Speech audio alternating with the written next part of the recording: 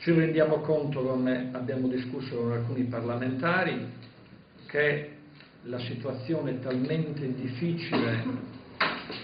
si veda anche il rapporto tra Parlamento e Governo, figuriamoci il rapporto che deve esistere tra Regione Sardegna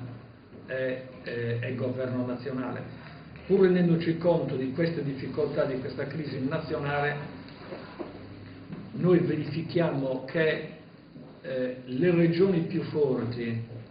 e le rappresentanze politiche delle regioni più forti riescono comunque a ritagliarsi spazi importanti nell'interlocuzione con Palazzo Chigi e con il governo nazionale,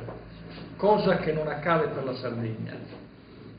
C'è un malessere profondo e diffuso nell'isola, CGIL e CGIL raccolgono ancora una volta la voce e questo malessere, ancora una volta la voce di questo malessere, e lo comunicheranno domani al Presidente della Regione Sardegna, perché se ne sono capaci attuino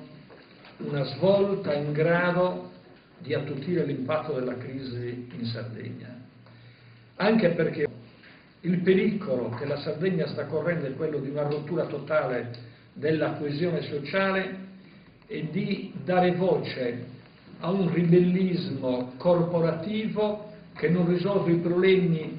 neppure di coloro che si fanno carico di queste categorie bersagliate e danneggiate dalla crisi. Noi riteniamo che invece le istituzioni sarde devono farsi carico nel difendere gli interessi particolari dell'interesse generale. Ecco perché abbiamo convocato un incontro con i parlamentari sardi, perché a loro dovevamo spiegare le motivazioni di questa nostra ulteriore fase del confronto con il governo e con la Regione Sardegna, e per chiedere una solidarietà e una loro iniziativa fattiva a Roma, a Cagliari e presso i rispettivi partiti. Non era una rappresentanza ridotta, perché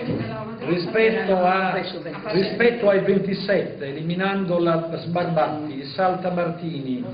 e altri che sono stati eletti, Barbareschi, in Sardegna c'erano 10 autorevoli rappresentanti,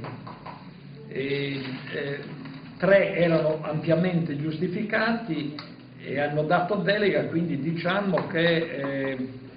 quelli presenti hanno condiviso con noi la gran parte delle analisi e delle proposte. Quindi è stato fatto un passo in avanti. In effetti il percorso che noi faremo adesso è questo: domani abbiamo l'incontro con il Presidente della Regione, immediatamente dopo ci rincontreremo di nuovo con i parlamentari sardi, presenteremo loro un documento sul quale chiederemmo la condivisione e la firma dei parlamentari e immediatamente dopo comunicheremo alla stampa il programma delle iniziative, delle manifestazioni che sfoceranno il 4 di giugno in una grande manifestazione di popolo per chiedere un'inversione di rotta in Sardegna.